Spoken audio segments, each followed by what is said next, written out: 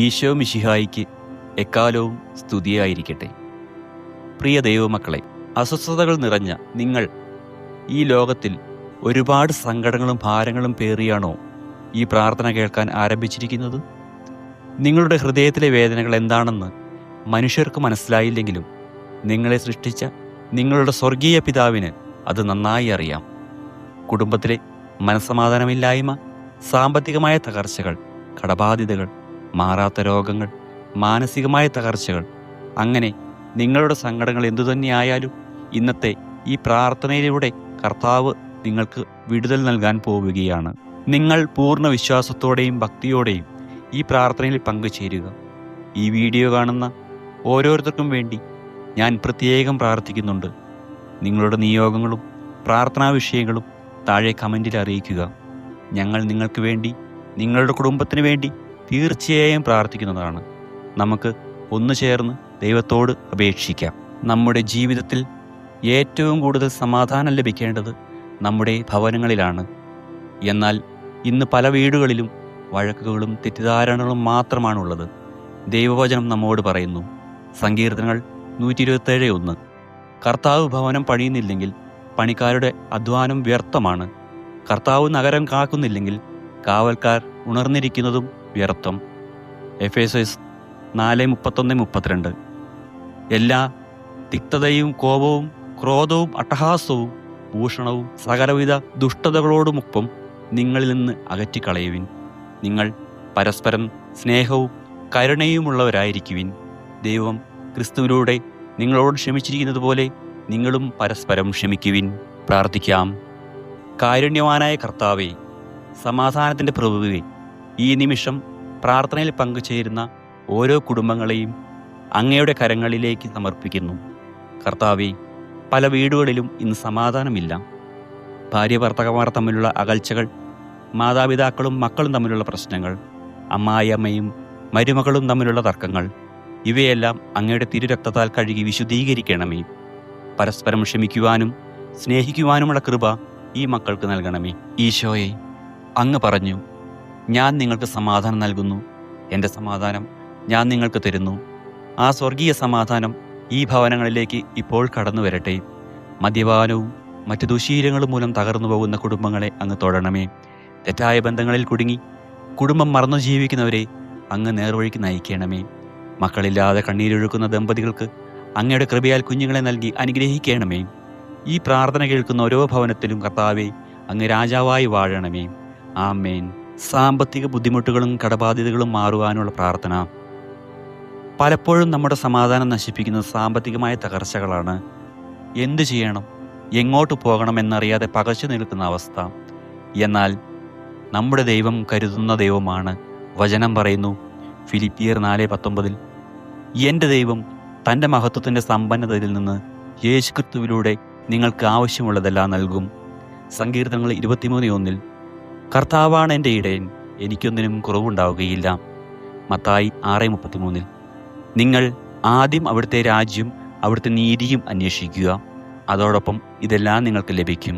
പ്രാർത്ഥിക്കാം. സ്വർഗീയ പിതാവേ, സാമ്പത്തിക ബുദ്ധിമുട്ടുകളാൽ വലയുന്ന അങ്ങയുടെ മക്കളെ ഓർത്ത് പ്രാർത്ഥിക്കുന്നു. രാവും പകലും അധ്വാനിച്ചിട്ടും ഒന്നിനും തികയുന്നില്ല എന്ന് വിലപിക്കുന്നവരെ അങ്ങ് കാണണമേ. കടഭാരം കൊണ്ട് ആത്മഹത്യയെക്കുറിച്ച് പോലും ചിന്തിച്ചു പോകുന്ന ഹൃദയങ്ങളെ അങ്ങ് ആശ്വസിപ്പിക്കണമേ. കർത്താവേ, അത്ഭുതങ്ങൾ പ്രവർത്തിക്കാനായ ദൈവം അവരുടെ ജീവിതത്തിൽ ഇടപെടണമേ. അടഞ്ഞുപോയ സാമ്പത്തിക വഴികളെ അങ്ങ് തുറന്നു തരണമേ. ജോലിയില്ലാതെ അലയുന്നവർക്ക് അനുയോജ്യമായ ഒരു തൊഴിൽ നൽകി അനുഗ്രഹിക്കണമേ. വിദേശത്തേക്ക് പോകാൻ ആഗ്രഹിക്കുന്നവർക്കും വിസ ശരിയാൻ ആഗ്രഹിക്കുന്നവർക്കും അവിടുന്ന് വഴി തുറക്കണമേ. ബിസിനസ്സിൽ തകർച്ച നേരിടുന്നവരെ അങ്ങ് കൈപിടിച്ചുയർത്തണമേ. പണം കടം കൊടുത്തിട്ട് തിരികെ കിട്ടാതെ വിഷമിക്കുന്നവർക്ക് അത് ലഭിക്കുവാൻ ഇടയാക്കണമേ. അധ്വാനിക്കുന്നവരും ഭാരം ചുമക്കുന്നവരുമായ നിങ്ങളെല്ലാവരും എൻ്റെ അടുക്കൽ വരുവിൻ, ഞാൻ നിങ്ങളെ ആശ്വസിപ്പിക്കാമെന്ന് പറഞ്ഞ ഈശോയെ, ഈ മക്കളുടെ സകല സാമ്പത്തിക ഭാരങ്ങളും അങ്ങയുടെ കാൽക്കൽ സമർപ്പിക്കുന്നു. അവിടുന്ന് അത്ഭുതം പ്രവർത്തിക്കണമേ. ആമേൻ. രോഗസൗഖ്യത്തിനും മാനസിക സമാധാനത്തിനുമുള്ള പ്രാർത്ഥന. രോഗം ശരീരത്തെ മാത്രമല്ല മനസ്സിനെയും തളർത്തും. എന്നാൽ യേശുക്രിസ്തു വലിയവനായ വൈദ്യനാണ്. വചനം സാക്ഷ്യപ്പെടുത്തുന്നു, യെശയ്യാ 53:5, നമ്മുടെ അതിക്രമങ്ങൾക്ക് വേണ്ടി അവൻ മുറിവേൽപ്പിക്കപ്പെട്ടു, നമ്മുടെ അകൃത്യങ്ങൾക്ക് വേണ്ടി ക്ഷതമേൽപ്പിക്കപ്പെട്ടു. അവനേറ്റ ശിക്ഷ നമുക്ക് രക്ഷ നൽകുകയും അവന്റെ മുറിവുകളാൽ നാം സൗഖ്യമുള്ളവരായിരിക്കുന്നു. 1 പത്രോസ് 5:7. നിങ്ങളുടെ ഉത്കണ്ഠകളെല്ലാം അവിടുത്തെ ഏൽപ്പിക്കുക, കാരണം അവിടുന്ന് നിങ്ങളുടെ കാര്യത്തിൽ ശ്രദ്ധാലുവാണ്. പ്രാർത്ഥിക്കാം. സൗഖ്യദായകനായ ഈശോയെ, ഈ നിമിഷം ശരീരത്തിലും മനസ്സിലും വേദനകൾ അനുഭവിക്കുന്ന സകലരെയും അങ്ങയുടെ തിരുമുമ്പിലേക്ക് സമർപ്പിക്കുന്നു. മാറാവ്യാധികൾ പിടിപെട്ട് ആശുപത്രി കിടക്കകളിൽ കഴിയുന്നവരെ അങ്ങയുടെ ജീവൻ നൽകുന്ന കരങ്ങൾ നീട്ടി തൊടണമേ.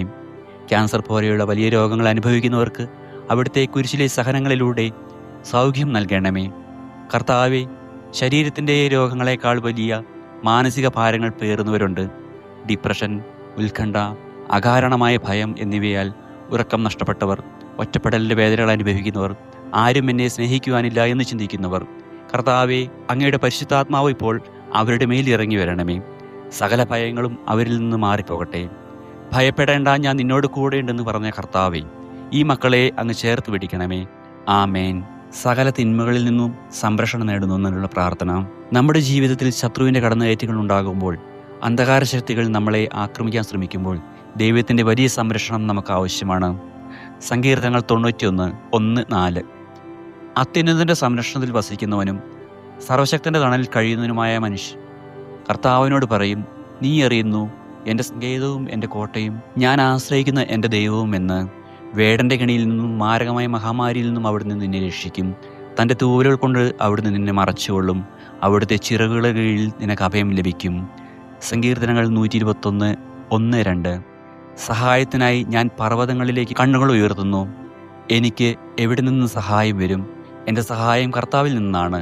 ആകാശവും ഭൂമിയും സൃഷ്ടിച്ച കർത്താവിൽ നിന്ന്. പ്രാർത്ഥിക്കാം. സർവശക്തനായ ദൈവമേ, ഈ പ്രാർത്ഥന കേൾക്കുന്ന ഓരോ വ്യക്തിയെയും അവരുടെ കുടുംബങ്ങളെയും അവിടുത്തെ പരിശുദ്ധ രക്തത്താൽ പൊതിയുന്നു. സകലവിധ അന്ധകാര ശക്തികളിൽ നിന്നും, പിശാചിൻ്റെ കെണികളിൽ നിന്നും, ആഭിചാര ദോഷങ്ങളിൽ നിന്നും, ദുഷ്ടമനുഷ്യരുടെ കണ്ണേറുകളിൽ നിന്നും ഈ മക്കളെ അങ്ങ് സംരക്ഷിക്കണമേ. യാത്രാവേളകളിൽ അങ്ങയുടെ കാവൽ മാലാഖമാരെ അയച്ച് ഇവരെ കാത്തുകൊള്ളണമേ. അപകടങ്ങളിലും ദുരന്തങ്ങളിലും പെടാതെ ഇവരുടെ വീടിനും വാഹനങ്ങൾക്കും അവിടുന്ന് സംരക്ഷണം നൽകണമേ. എന്ത് പ്രതിസന്ധി വന്നാലും തളരാതെ കർത്താവിനെ ആശ്രയിച്ച് മുന്നേറാൻ ഇവർക്ക് കൃപ നൽകണമേ. ആമേൻ. പ്രിയ ദൈവമക്കളെ, കണ്ണുകളടച്ച് നിങ്ങളുടെ എല്ലാ സങ്കടങ്ങളും ഒരിക്കൽ കൂടി ഈശോയുടെ കുരിശിൻ ചൂട്ടിലേക്ക് വെച്ചു കൊടുക്കുക. നിങ്ങളുടെ കണ്ണീർ അവിടുന്ന് കാണുന്നുണ്ട്. നിങ്ങളുടെ പ്രാർത്ഥനകൾക്ക് അവിടുന്ന് ഉത്തരം നൽകാൻ തുടങ്ങിയിരിക്കുന്നു. നിങ്ങളുടെ മനസ്സിലുള്ള എല്ലാ നിയോഗങ്ങളും ഇപ്പോൾ കർത്താവിനോട് പറയുക. വിശ്വാസത്തോടെ ചോദിക്കുക. സ്നേഹപിതാവേ, ഈ നിമിഷം വരെ ഈ പ്രാർത്ഥനയിൽ പങ്കെടുത്ത എല്ലാവരെയും അങ്ങ് സമൃദ്ധമായി അനുഗ്രഹിക്കണമേ. അവരുടെ കണ്ണുനീർ തുടയ്ക്കണമേ. അവരുടെ കുടുംബങ്ങളിൽ സന്തോഷം നിറയ്ക്കണമേ. എല്ലാ തടസ്സങ്ങളും മാറി പുതിയൊരു ജീവിതം അവർക്ക് ലഭിക്കട്ടെ എന്ന് യേശുക്രിസ്തുവിൻ്റെ നാമത്തിൽ ഞാൻ പ്രാർത്ഥിക്കുന്നു. മറക്കരുത് പ്രിയപ്പെട്ടവരെ, നിങ്ങളുടെ എല്ലാ പ്രാർത്ഥനാ നിയോഗങ്ങളും താഴെ കമൻറ്റ് ബോക്സിൽ എഴുതുക.